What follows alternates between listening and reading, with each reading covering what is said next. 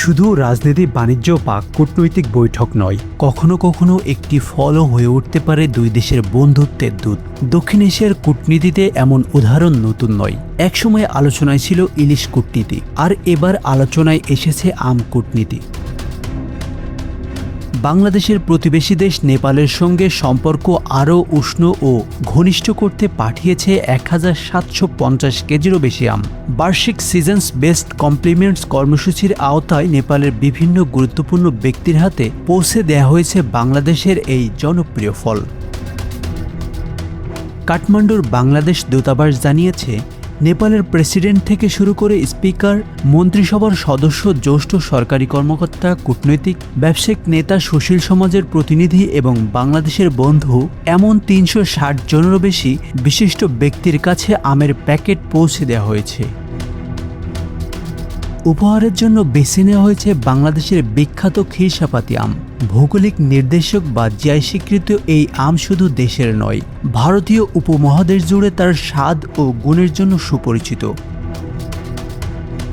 আমগুলো সংগ্রহ করা হয়েছে দেশের আমের রাজধানী হিসেবে পরিচিত চাঁপাইনবাবগঞ্জের 2টি বাগান থেকে সংগ্রহের পর সেগুলো বিশেষ ব্যবস্থাপনায় পাঠানো হয়েছে নেপালে। বাংলাবান্ধা বন্দর, ভারতের শিলিগুড়ি সীমান্তের ফুলবাড়ি স্থলবন্দর এবং কাকরভেট্টা হয়ে পৌঁছে যায় কাঠমান্ডুতে।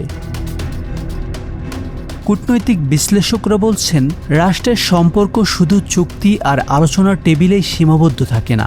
সংস্কৃতি, ঐতিহ্য, খাদ্যাভ্যাস এবং মানুষের আবেগও হয়ে উঠতে পারে সম্পর্ক জোরদারের কার্যকর মাধ্যম।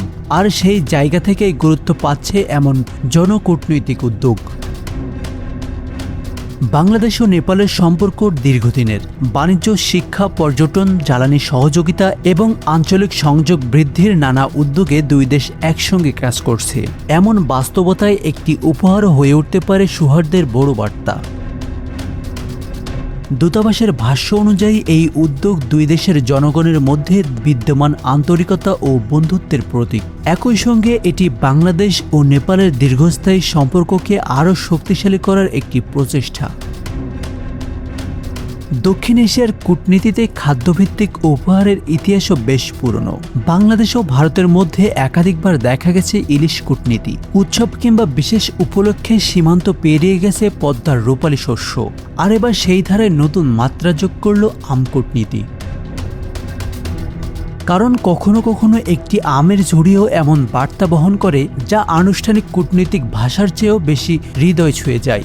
আর সেই বার্তাই হলো বন্ধুত্ব, শুভেচ্ছা এবং পারস্পরিক আস্থার বার্তা।